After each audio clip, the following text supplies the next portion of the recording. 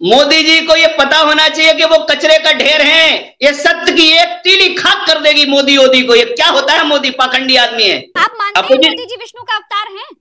Opposition में परमात्मा जब लीला करते हैं तो राम जी की लीला के जो अपोजिशन वाले पात्र हैं ये हैं रावण की संस्कृति वाले। आप मोदी जी को विष्णु का अवतार क्यों नहीं मानते हैं? भगवान क्यों नहीं? क्योंकि छल दंभ द्वेष पाखंड झूठ से भरा चरित्र है मोदी का। जो राम को लाए हैं हम उनको लाएंगे, इस वाले नारे का क्या होगा? राम को मोदी जी लाएंगे। ये तो इनका मीडिया मैनेजमेंट है। इन्हें मीडिया खरीदा है, जो मेन स्ट्रीम मीडिया है वो खरीदा हुआ है। मुझ जैसे विरक्त अकिंचन को जो आज कैमरा पे या लगातार कई दिनों से जो मुझे आना पड़ रहा है, उसका कारण यही है कि ये अपने बड़ों का, अपने मान बिंदुओं का, अपनी मर्यादाओं का पूरा उल्लंघन कर रहे हैं। इसलिए इन दुरात्माओं के हाथ में जो व्यवस्था चली गई है, इसीलिए हमने सरहद के प्रहरियों को आहूत किया है, बुलाया है कि अब इनको पंचायत से पार्लियामेंट तक खदेड़ने का काम करो। मेरे देश के प्रबुद्ध सती माताओं, सच्चरित्र नारियां आगे आ जाएं। आपको डर नहीं लगता स्वामी जी? बहुत पत्रकार पूछते बिटिया हमसे कि तावत भयस्त भेतव्यम यावत भयम न आगतम आगतम तो संवीक्ष नरो कुर्याद यथोचितम। यदि रणभूमि में योद्धा मरने को डरेगा, हम मैदान जंग उतरे हैं राक्षसों को खदेड़ने के लिए, और यदि हम ही डरेंगे तो ये घर में बैठ के, चूल्हे में बैठ के थोड़ी होती है। नमस्कार। 22 तारीख को राम मंदिर का उद्घाटन होने जा रहा है। मोदी जी राम मंदिर का उद्घाटन करेंगे। बीजेपी कहती है मोदी जी राम को लाए हैं। शंकराचार्य स्वामी अभिमुक्तेश्वरानंद कहते हैं कि राम नवमी के पहले बीजेपी राम मंदिर का उद्घाटन क्यों करवा रही है। विपक्ष कहता है कि भाई जब सबको बुला रहे हैं, बॉलीवुड के सितारों को बुला रहे हैं, तो फिर विपक्ष को न्योता क्यों नहीं। इन सब पर बात करने के लिए आज हमारे साथ ऋषिकेश के स्वामी दयाशंकर जी हैं। स्वामी जी आपका बहुत बहुत स्वागत है। स्वामी जी सभी को श्री सीताराम। सीताराम सीताराम। तो स्वामी जी राम मंदिर उद्घाटन है 22 तारीख को। अब ये बताइए कि आप जा रहे हैं कि नहीं जा रहे हैं? जा रहे हैं ना? ऐसा है कि राम मंदिर के बारे में तो हमारी ये मान्यता है कि राम जी का मंदिर, जब ये लोग पूरे राम को राजनीतिक परिप्रेक्ष्य में जैसे इनने भुनाया है ना, राम के रामत्व के किसने? मोदी जी तो कहीं कोई चर्चा नहीं है। किसने बुलाया? मोदी जी ने। मोदी जी ने राम का मंदिर का जो ये प्रकरण पूरा देश में अभी चल रहा है और लगातार विगत कई दशकों से चल रहा है, 500 वर्ष का इतिहास है राम मंदिर के संघर्ष का। इसमें जो बलिदानी हैं, जिन्होंने संघर्ष किया है, तमाम बलिदान हुआ है। प्राथमिकता ये होनी चाहिए थी, यदि हम सत्य सनातन और हिंदुत्व की बात करते हैं, सनातन की बात करते हैं यदि प्रधानमंत्री जी, तो इसका मूल स्वभाव है कृतज्ञता जी। जिन्होंने जो इसके पुरोधा हैं उनको साइड कर दिया, जो इसके हुतात्मा हैं उनको साइड कर दिया, और अपने आप को स्थापित करने की इतनी त्वरा जो इनके मन में है। और अधूरे राम मंदिर को, अभी इसका पूरा निर्माण भी रुका हुआ है, अभी प्रोसेस में चल रहा है, लेकिन चूंकि चुनाव है 24 में, इसलिए इसके लिए ये अधूरे राम मंदिर का जो वो कर रहे हैं, गृह प्रवेश करा रहे हैं प्रभु श्री राम का। अरे हमारे प्रभु श्री राम जब इतने वर्षों से, शताब्दियों से, हमारे प्रभु का तो बहुत अच्छा स्वभाव है, वो तो बलकल बसन में, और वनवासी राम अपने आप में। स्वामी जी हम तो बचपन से सुनते आ रहे हैं ये सृष्टि राम ने बनाई है, कण-कण में राम है, कण-कण में सीता राम है। लेकिन एक पोस्टर बीजेपी ने बनाया जिसमें मोदी जी राम से बड़े दिख रहे हैं, उंगली पकड़ के राम जी को लेकर के आए हैं। तो मोदी जी राम को लेकर आए हैं क्या कि राम जी हम सबको लेकर के आए हैं? ये चल क्या रहा है इस नए अमृतकाल में? झूठ बोल करके, जय श्री राम का नारा लगा करके इन्होंने देश के सामने जो सपना दिखाया था कि हम राम राज्य लाएंगे, 1 दशक हो गया है ना। 2 पंचवर्षीय ये प्रधानमंत्री काल इनका चल रहा है, द्वितीय पंचवर्षीय काल इनका संपन्न होने जा रहा है। इन्होंने जय श्री राम का नारा लगा के देश को ही नहीं, पूरी दुनिया के राम भक्तों को यह दिखाया था कि हम राम राज्य लाएंगे। नोटबंदी हो सकती है, जीएसटी लागू हो सकती है, 370 का इशू इन्होंने जो जिस तरह से ये कह रहे हैं, हालांकि वहां आतंकवाद खूब पनप रहा है, जोरदार तरीके से हमारे किसान गरीब के बेटे वहां तिरंगे में लपेट के आ ही रहे हैं लगभग रोजाना। अभी परसों ही 4-5 शहीद हुए हैं। तो इनका जो जय श्री राम का नारा है वो बड़ा छद्मपूर्ण है, क्योंकि एक तरफ तो देश के अंदर जिसके लिए धरती पर राम आए हैं, राम का काम क्या था? विप्र धेनु सुर संत हित, ब्राह्मणों की संतों की, गायों की और देवताओं की, देव संस्कृति की मान मर्यादा रक्षा के लिए राम का अवतरण हुआ है, उसका इनसे कोई लेना देना नहीं है, क्योंकि गोहत्या खूब हो रही है। ब्राजील और ऑस्ट्रेलिया के बाद यदि बीफ एक्सपोर्टर कोई है तो वो इन्हीं पाखंडियों का ये देश भारत, अपना ये भारत देश है, जो भारत से जिस शिवालय में ये शिव के नंदी पर बेलपत्री और शिवार्चन और नौटंकी करते रहते हैं, कभी हिमालय के केदारनाथ में, तो कभी काशी के विश्वनाथ में, तो कभी उज्जैन के महाकाल में, ये सारी नौटंकी इनका पाखंड है बिटिया। इसलिए इनका मन वचन कर्म में पाखंड ही पाखंड है। ये दुरात्मा लोग हैं। ये सिर्फ छद्म वेश में कालनेमी के रूप में इनको हम देख रहे हैं, और पूरी इस देश की जो प्रज्ञावान लोग हैं। अब मोदी जी को पाखंडी क्यों कह रहे हैं, बीजेपी को पाखंडी क्यों कह रहे हैं? क्योंकि मोदी जी तो तपस्या कराए हैं हिमालय पर, कहते हैं कि, और हाँ, चंपत राय हैं, चंपत राय तो कहते हैं मोदी जी विष्णु के अवतार हैं। आप कह रहे हैं पाखंडी? देखो, जो विष्णु का अवतार है, विष्णु अवतार को तो गीता में भगवान ने कहा कि ये संपूर्ण सृष्टि मेरी ही अपने स्वयं के एको हम बहुश्यामा के संकल्प से प्रकट है। मूल में तो वही नारायण है ना, परमात्मा, विष्णु, राम, जो भी आप कहेंगे। सनातन की जो दृष्टि है वो बड़ी व्यापक है। नारायण बता रहे हैं ना चंपत राय, विष्णु है, नारायण है मोदी जी। सब में नारायण का अंश है। जो रावण है, कंस है, इनमें भी नारायण का ही अंश है। परमात्मा जब लीला विलास करते हैं तो नेगेटिव ब्रह्म का भी एक उनके संकल्प से रोल होता है। उनके विपक्ष में जो आप मानते हैं मोदी जी विष्णु का अवतार हैं? अपोजिशन में परमात्मा जब लीला करते हैं तो राम जी की लीला के जो अपोजिशन वाले पात्र हैं, ये हैं रावण की संस्कृति वाले, राम का ही अंश। जब आपने देखा होगा रामायण सीरियल में कि जब राम जी रावण का उद्धार करते हैं तो उसके शरीर से एक तेज निकलता है और भगवान नारायण में, भगवान राम में समाहित हो जाता है। कुंभकर्ण का जब वध करते हैं तो जो तेज निकलता है वो प्रभु में समाहित हो जाता है। सारी सृष्टि का बीज तो परमात्मा है। भगवान कहते हैं ममई वांसो जीवलोके जीव भूतः सनातनः मनः षष्ठानि इंद्रियाणि प्रकृतिस्थानि कर्षति। ईश्वर अंश जीव अविनाशी चेतन अमल सहज सुख राशि। लेकिन जब जीव अपने सहज स्वरूप को प्राप्त होता है तो वो भगवान का भक्त बन जाता है। और जब वो, आप मोदी जी को विष्णु का अवतार क्यों नहीं मानते हैं, भगवान क्यों नहीं? क्योंकि छल दंभ द्वेष पाखंड झूठ से भरा चरित्र है मोदी का। छल प्रपंच, छल दंभ द्वेष पाखंड झूठ।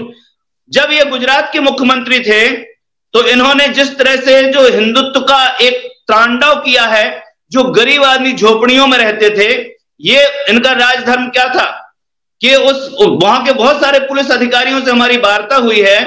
वो कह रहे थे कि यदि मोदी चाहते तो उस दंगा को रोका जा सकता था। जो गरीब झोपड़ियों में रहते थे बेचारे, फुटपाथ पर गरीब लोग, असुरक्षित लोग, उनको मोदी के गुजरात में सैकड़ों की संख्या में बड़ी बेरहमी से कत्लेआम हुआ है।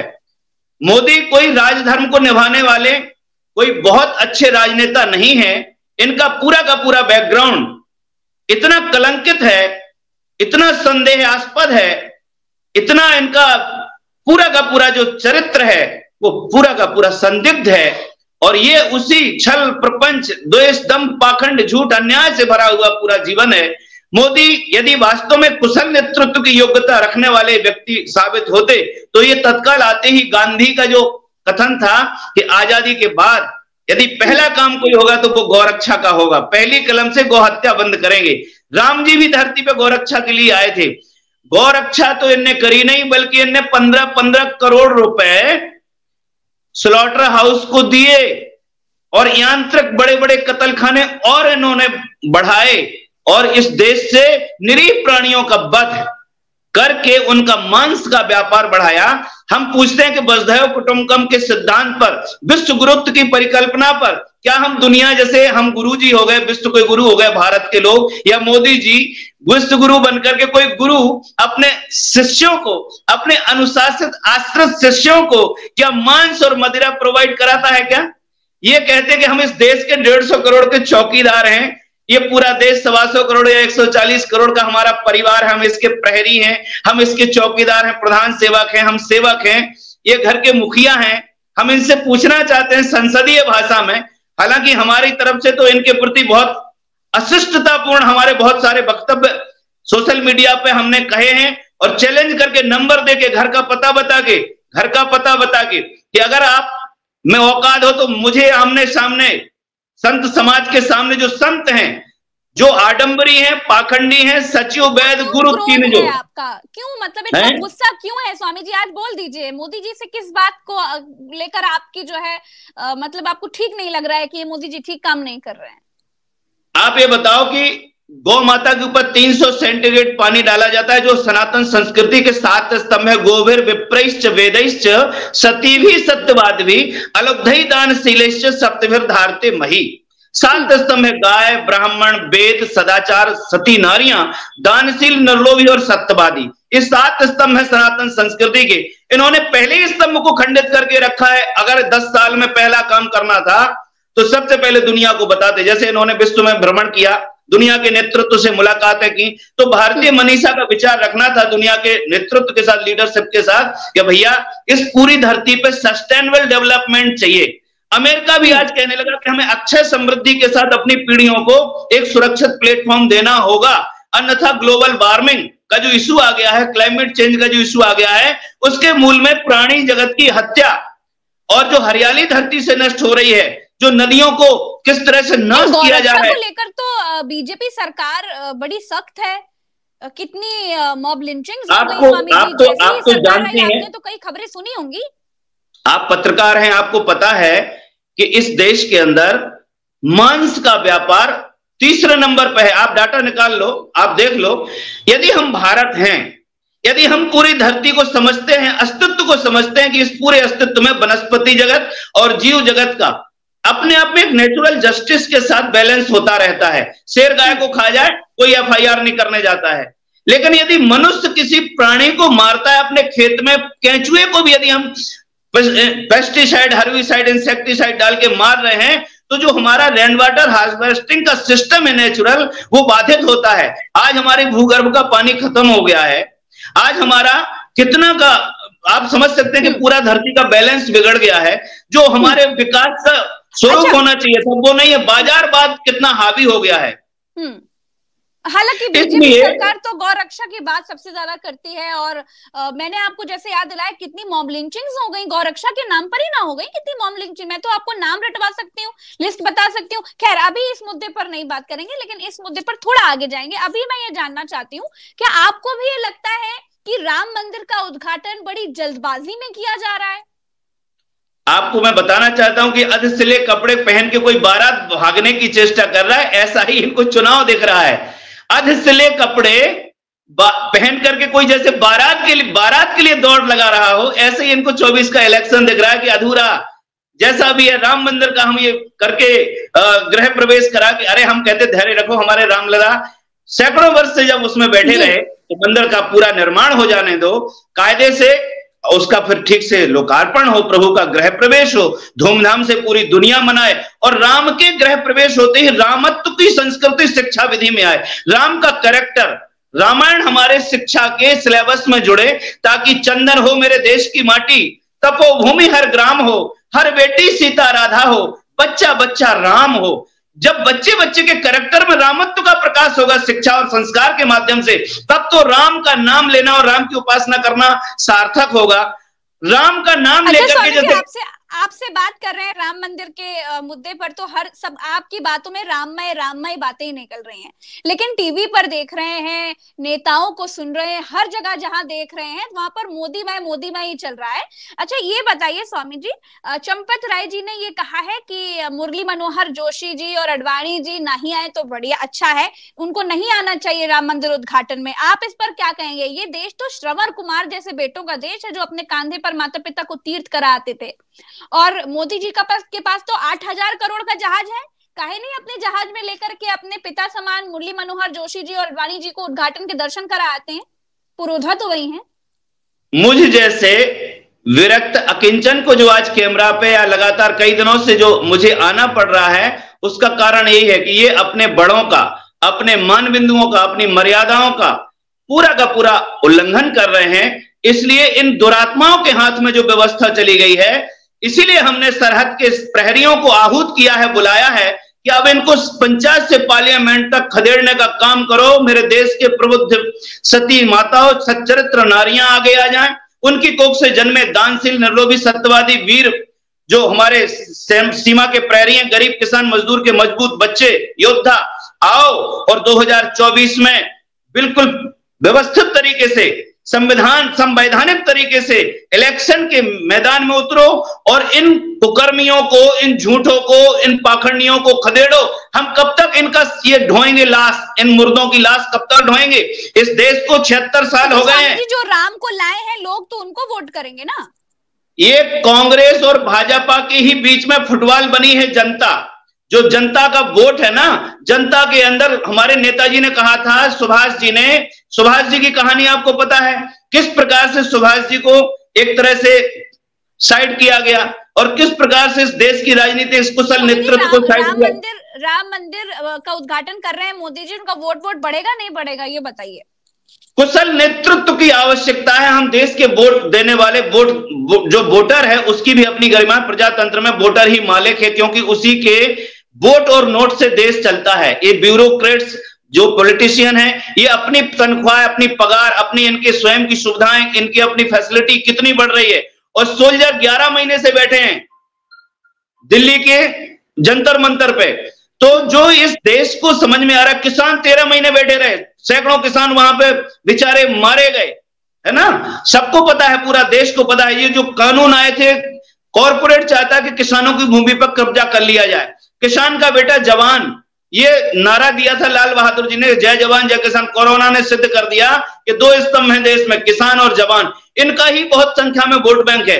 लगभग 28 लाख तो हमारी एक्स आर्मी है और कई ज्यादा है, 40-45 लाख है। जो राम को लाए हैं हम उनको लाएंगे, इस वाले नारे का क्या होगा? राम को मोदी जी लाएंगे। ये तो इनका मीडिया मैनेजमेंट है, इनने मीडिया खरीदा है, जो मेन स्ट्रीम मीडिया है वो खरीदा हुआ है। और उसको, चूंकि पूंजी का बड़ा, दुनिया में 3 सत्ताएं हैं बेटा, राज सत्ता, अर्थ सत्ता और धर्म सत्ता।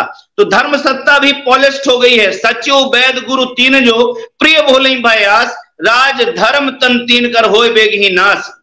इस देश का जो हालात हैं वो तो एकदम विपरीत हैं, लेकिन दिखाया जा रहा है कि देश बहुत उन्नति कर रहा है। लगातार बेटियों के साथ रेप हो रहे हैं, मर्डर हो रहे हैं। एक सैनिक आया झारखंड का, उसकी, वो बेचारा कश्मीर में तैनात है और यहाँ गांव में उसकी मां का मर्डर हो गया, कोई उसका सुनने वाला नहीं है। राजेश पोद्दार करके एक बालक अभी कैमरे पे आया था हमारे प्लेटफॉर्म पे, दिल्ली के अंदर वो आया, उसने बताया कि स्वामी जी ऐसे ऐसे घटना हुई है, मां का कत्ल करके बोरे में भर के फेंक दिया।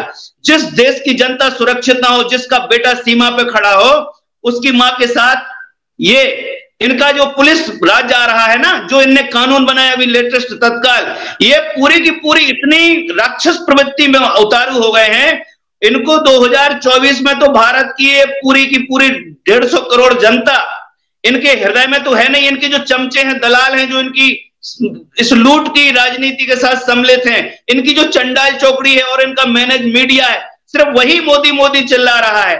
बाकी देश आहें भर रहा है कि इस राक्षस का अंत कब हो, इसका कब अंत हो। ना अभी देखिए 3 राज्यों में जीत गए मोदी जी। ये जो आपकी ईवीएम है ना, अभी एक घटना है कि एक व्यक्ति बता रहा कि हमारे परिवार के 40 वोट उस बूथ पे डले और उस 4 वोट निकले, वो 36 वोट किसने गायब कर दिए? ईवीएम का भी खेल है। आपको लगता है कि ईवीएम का खेल है? आपको लगता है बहुत बड़ा षड्यंत्र है बेटा। बैलेट पेपर से ही हम लोग वोट कराएंगे। अभी ईवीएम का विरोध कर रहे हैं और हम लोग जो उभर गया है, देश के 28 लाख आर्मी ने बेल्ट कस लिया कि अब पंचायत से पार्लियामेंट तक इस देश को, इन गली कूचे के ये लुच्चे लफंगे गुंडे जो संसद में भरे पड़े हैं, इनको इस देश का निर्भीक योद्धा ही खदेड़ सकता है, क्योंकि ये गुंडों ने इस देश के अंदर बड़ा भयावह वातावरण बना दिया है। इनके जो अंडरवर्ल्ड के गुंडे मर्डर कर रहे हैं घरों में घुस घुस के लोगों का, यहाँ तो देखो। लेकिन अब तो अमृतकाल चल रहा है ना स्वामी जी। ये अमृतकाल नहीं चलिए, विषकाल चल रहा है, बहुत भयंकर। इनने विस्मय वातावरण, विषैला वातावरण बना दिया। हिंदू मुसलमान के इशू, एनडीए और इंडिया का ये जो क्या इनका ये जो चक्कर है, वो कांग्रेस वाले कह रहे कि अगर इनको मोदी को लाए तो संविधान नहीं बचेगा, और मोदी कह रहे अगर ये लोग आ गए तो सनातन नहीं बचेगा, हिंदू नहीं बचेगा। इस प्रकार से देश के मानस को इन दोनों ने, ये दोनों खलमंडल हैं, दोनों खलनायक है। 76 साल से भारत की जनता इन 2 पार्टों के बीच में पिस रही है। इसलिए भारतवर्ष के जो विशुद्ध संत हैं, पाखंडी नहीं, जो पॉलिस्ट बोलते हैं वो नहीं, जो संत हैं इस देश में संत। इस देश में अच्छी माताएं हैं, अच्छे लोग हैं, ईमानदार हमारा देश अधिकांश है, अच्छे लोग हैं भारत में, क्योंकि यहाँ की प्रकृति का एक स्वभाव है, यहाँ लोगों के स्वभाव सरल हैं। यहां ठगा जा रहा है इन दुष्टों के द्वारा। तो स्वामी जी, आपको क्या लग रहा है कि जो राम को लाए हैं हम उनको लाएंगे वाला जो एक नारा दिया गया 2024 को लेकर, ये फेल हो जाएगा क्या? राम को लाने का और ले जाने का ये जो अज्ञान पूर्ण वायुमंडल बनाया जा रहा है, राम विषय करण सुर जीव समेता, सकल एक ते एक सचेता, सबकर परम प्रकाशक जोई, राम अनादि अवधपति सोई। वह अनंत परमात्मा नमोस्तुनंताय सहस्त्र मूर्ते, सहस्त्र पादाक्षि सिरोर वाहवे, सहस्त्र नामने पुरुषाय शाश्वते, सहस्त्र कोटि युग धारणे नमः। जो परमात्मा अनंत कोटि ब्रह्मांड नायक है, चराचर जगत नियंता है, कर्तुम अकर्तुम समर्थ है, उस परमात्मा को ये पाखंडी, ये भ्रष्ट प्रपंची व्यभिचारी, ये लुटेरे, ये राम को बेटा बस सिर्फ तालनेमी का रोल कर रहे हैं लोग। और इस देश की जनता जगाने के लिए 28 लाख आर्मी बेल्ट बांध चुकी है कि अब हम सरहद से अब आराम नहीं करेंगे लौट के, अपनी जिंदगी का क्रीम टाइम दे के आए हैं गरीब किसान मजदूर के बेटे। तो इनने अपने बाप को भी खड़ा कर दिया कि पिताजी खेतों में आप पसीना बहा के देश का पेट भरते हो, हम छाती लगाते हैं बाउंड्री पे, इंटरनेशनल बाउंड्री पे, और वहां खून की नदियां बहाते हैं और वहां देश को आक्रांताओं से बचाते हैं, घुसपैठियों से बचाते, आतंकवादियों से बचाते। चलो पिता पुत्र मिलकर के इस देश की जनता का जो शोषण हो रहा है, जिस प्रकार से इन्होंने भयावह वातावरण बना दिया है, इन दलों ने, दलगत राजनीति ने, जितने गुंडे लुटेरे बदमाश मक्कार हैं, यही राजनीतिक फील्ड में अपनी ऊधम मचाए हुए हैं। इन सबको खदेड़ने का काम इस देश को सबके सब कुछ करेंगे 24 में। आप जैसे बता रहे हैं कि लोगों में बड़ी नाराजगी है, सैनिकों में बड़ी नाराजगी है, आम लोगों में नाराजगी है, संतों में नाराजगी है, तो क्या मोदी को राम से बड़ा दिखा करके वोट हासिल नहीं हो पाएगा? कि ये सब मतलब लोग समझ गए हैं क्या? सच्ची बात यह है कि खरदूषण कह रहे थे राम से कह रहे थे कि तुम्हारे साथ ये जो सियाजू है ना, किशोरी जो, ये बड़ी सुंदर हैं, इन्हें तुम ले जाओ, बच्चे तुम बड़े सुंदर हो, भाग जाओ घर अपनी पत्नी को छोड़ के। रामचरितमानस में खरदूषण का प्रकरण आता है। रावण से पहले खरदूषण का वध किया, जब सूर्पणखा की नाक काट दी लक्ष्मण ने, तो खरदूषण आए लड़ने राम से, तो राम के व्यक्तित्व को देख के वो मोहित हो गए। तो ये भारतीय समाज के भोलेपन को देख करके ये मोहित हो गए। ये दुष्ट राजनेता ये चाहते कि इनको ना जीने दो ना मरने दो, तो भोले समाज का इन्होंने ब्रेन वॉश करके रखा है। इन्होंने इनकी आस्था का शोषण करने का व्यूह बनाया है राम का नाम लेकर के। ये कह रहे हैं कि तुम जिंदा रहो 5 किलो अनाज पर। जिस भारत राष्ट्र का पराक्रमी नागरिक दुनिया का पेट भरने का, वोटर नहीं इससे जुड़ेंगे, वोट नहीं हासिल होगा। मैं आपसे कांग्रेस के चुनाव में फिर बात करूंगी स्वामी जी। प्रज्ञा चमत्कार देखना, हम लोग आपसे भी निवेदन करते हैं, बिटिया तुम भी इस देश की एक यूथ हो, यूथ फॉर नेशन। हम तो कहते हैं कि आपके मन में भी राष्ट्र प्रेम है, तभी आप इतनी, भगवान ने आपको प्रज्ञा दी, आपका मस्तक बता रहा है कि आप अच्छे घर खानदान से हो और आपने पढ़ाई की है, आपने मेहनत की है, तब आपको ईश्वर ने इतना वैदुष्य दिया है। इसलिए हम चाहते हैं प्रज्ञा कि आओ हम आप सब मिलके, प्रबुद्ध लोग मिलकर के, जो इन पाखंडियों के छद्म को समझ चुके हैं, आओ मिलकर के हम सब लोग एक प्रयास करें। सवाल करते हैं स्वामी जी, बस उसी में बदनाम है, सवाल करने में बदनाम है। बदनामी करने जो है नाम वाला वही तो बदनाम है, वो गाता है ना एक गाना। कोई दिक्कत नहीं है। आप तो अपने सत्य को लेकर के देखो, सांच को आंच नहीं होती है, और जिसमें सांच बराबर तप नहीं, झूठ बराबर पाप। सब लोग जान रहे हैं कि झूठा आदमी है। और एक देखो इसका ईगो देखो किस तरह से इनने मध्य प्रदेश की राजनीति में जो खेल खेला है, वो कंस जो 18 साल वहां लूटता रहा, नर्मदा की कोख को नोचता रहा, अरबों रुपए की बालू बेचकर वेयर हाउस भर लिए। तीन राज्यों के चुनाव की बात तो चलिए निपट गई है। ये बताइए लाल कृष्ण आडवाणी जी को और मुरली मनोहर जोशी जी को ना लाने के पीछे क्या कारण आप संत लोग देख पा रहे हैं? उसकी वही तो बात है, कृतज्ञता। कृते च प्रति कर्तव्यम एस धर्म सनातना। जिन्होंने भारतीय जनता पार्टी का पौधा लगाया, जिनने पौधा लगाया है, पंडित दीनदयाल उपाध्याय, देखो तो एक ऐसी घटना उनके साथ, उनको चाकुओं से गोद के साइड कर दिया, मार दिया, हत्या हो गई उनकी। अभी ये सामने सामने देखो, ये मुरली मनोहर जोशी जैसे विद्वान अपने वरिष्ठ हैं, इनको बुजुर्ग हो गए हैं, कह रहे बुढ़े हो गए हैं, बुजुर्ग, इनको कितना अच्छा लगता कि इनको प्राथमिकता मिलती, इनके जीवन का अंतिम पड़ाव था। इन लोगों को अगर ये आगे करते तो देश को भी लगता कि ये संस्कारवान संगठन है या अथवा संस्कारवान पार्टी है। इन राक्षसों के मन में अपने बुजुर्गों के प्रति कोई श्रद्धा नहीं। कितने बलिदानियों ने, कितने गरीबों के बच्चों ने जाके बलिदान किया राम मंदिर में, उनका कहीं कोई वहां पे कोई ऑर्डर, मतलब कोई संग्रहालय नहीं, कुछ नहीं। अरे देश को प्रेरणा का केंद्र था, राम तो प्रेरक चरित्र है। क्यों नाम नहीं ले रहे, क्यों न्योता नहीं दे रहे? मुरली मनोहर जोशी जी को क्यों नहीं आना चाहिए? अडवाणी जी को क्यों नहीं आना चाहिए? स्वामी जी, कारण है उसका कि मुरली मनोहर जोशी और ये सब, इनका अंदर जो अहंकार है ना, इनके अहंकार की वजह से वही लोग उपराम हो गए हैं। इनकी दुर्गंध जो आ रही है ना अहम की, वो इनके पास ही नहीं आना चाहते हैं। इन लोगों ने जो उपेक्षा की है ना, मोदी वगैरह ने इन बुजुर्गों की, तो देखो जब किसी का अपमान होता है तो कहते हैं कि भैया आवत ही हर से नहीं और नैनन नहीं सने, और तुलसी वहां ना जाइए कंचन वर्षे में, है ना। तो इनके मन में उनके प्रति स्नेह श्रद्धा वो तो है नहीं, क्योंकि इनका इतना पाप है बेटा, इतना पाप कर चुके कि इनके सद्गुण संस्कार खत्म हो चुके हैं। ये बिल्कुल इनका ऊसर हो गया है, इनका हृदय एकदम ये कालुष्य से भर गया है। गौ हत्या का पाप इनके माथे पर है। 10 साल गौ माता रोज काटी जा रही है। जिस दिन राम मंदिर का लोग वो करेंगे ना गृह प्रवेश, रामलला, उसमें जाएंगे और इधर स्लॉटर हाउसों में इस देश के निरीह प्राणी, जितने भी एनिमल लवर हैं ना इस देश के, सब बेचारे रो रहे हैं कि एक साइड में तो ये पाखंड कर रही है सरकार, जीव जंतु कल्याण बोर्ड, और दूसरी तरफ स्लॉटर हाउसों को 15-15 करोड़ सब्सिडी। देखो इन दो लोगों का चरित्र। यदि कोई व्यक्ति अपने घर में धोखे से भी मदिरा बना ले अपने चूल्हे पर, आपको डर नहीं लगता स्वामी जी? बहुत पत्रकार पूछते बिटिया हमसे कि तावत भयस्त भेतव्यम यावत भयम न आगतम आगतम तो संवीक्ष नरो कुर्याद यथोचितम। यदि रणभूमि योद्धा मरने को डरेगा, हम मैदान जंग उतरे हैं राक्षसों को खदेड़ने के लिए, और यदि हम ही डरेंगे तो ये घर में बैठ के, चूल्हे में बैठ के थोड़ी होती है। दूसरा माई का लाल, ये जो राक्षस खलनायक हैं, इनको तो अले मैदान में ही इनके साथ हमको सीधा सीधा जो हमारा मूवमेंट है वो यही है कि वयम अग्रे चलिष्यामा निरंतरम दुर्जनान दंडिष्यामा रक्षिष्यामा। मोदी जी से जो टकराएगा चूर चूर हो जाएगा। अरे मोदी जी को ये पता होना चाहिए कि वो कचरे का ढेर हैं। ये सत्य की एक तीली खाक कर देगी मोदी को। ये क्या होता है, मोदी पाखंडी आदमी है। चलिए बहुत बहुत शुक्रिया स्वामी जी, आपने समय दिया और हमारे सारे सवालों के जवाब। बेटा एक बात है मेरी, अच्छे से बताएं।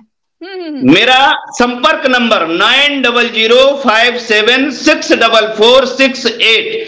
भारतीय जवान किसान राजनीतिक मूवमेंट, पंचायत से पार्लियामेंट तक इस देश का आमूलचूल परिवर्तन करेंगे, सस्टेनेबल डेवलपमेंट करेंगे, परिवार मूलक समाज को प्रबंधन देंगे, और जितने गुंडे बवाली अधकुचरे अज्ञानी हैं इनको संस्कार शालाओं में ले जाएंगे। जेल में भी हम इनको फांसी नहीं देंगे, इनको हम संस्कारित करेंगे। अच्छा हम गुरुकुल बनाएंगे जेल को, और जितना देश का ये अज्ञानी लीडर है, जितना देश का अपराधी है, अंडरवर्ल्ड के गुंडे हैं, अपराधी हैं, शोषणकारी हैं, मिलावटखोर हैं, बनावटी हैं, कालनेमी हैं, इन सबको हम जेल को गुरुकुल में कन्वर्ट कर देंगे बेटा। इसके साथ मैं परिव्राजक दयाशंकर दास, मैं मूलतः बुंदेलखंड से आता हूं, मेरा होम डिस्ट्रिक्ट महोबा है, मैं एक शहीद का भाई हूं जिसकी डेड बॉडी कश्मीर से नहीं आती है, और मैं कफन पहन के आया हूं।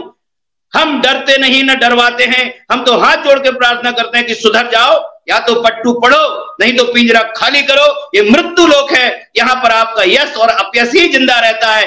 कीर्ति यश सा जीवती, अच्छे काम करोगे तो कीर्ति बनेगी, लेकिन कुकर्मियों, गोहत्यारों, नरसंहार कराने वालों, तुम्हारे हिस्से में कीर्ति का स्तंभ नहीं कभी स्थापित होने वाला। इसे श्रेय तो सती नारियों को, संत पुरुषों को और वीर पुरुषों को ही मिलेगा। भारत माता की जय, वंदे मातरम। बहुत बहुत शुक्रिया स्वामी जी, आभार। प्रसन्न रहो बेटा।